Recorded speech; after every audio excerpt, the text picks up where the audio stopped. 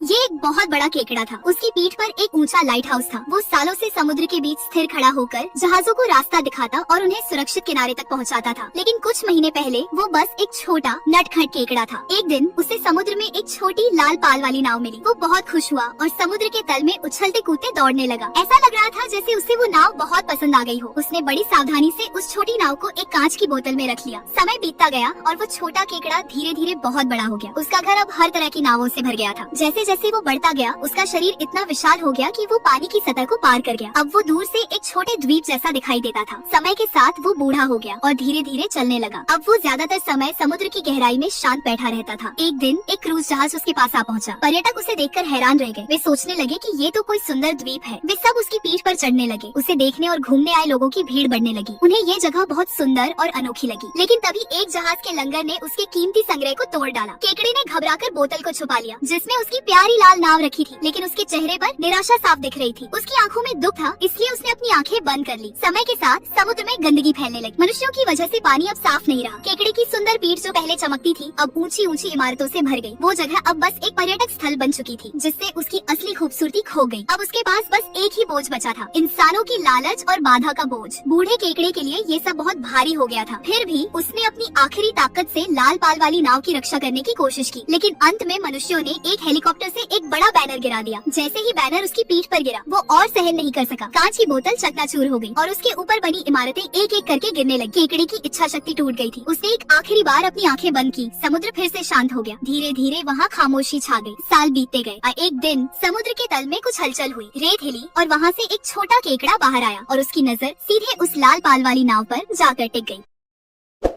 ऐसे और वीडियोस के लिए चैनल सब्सक्राइब करें।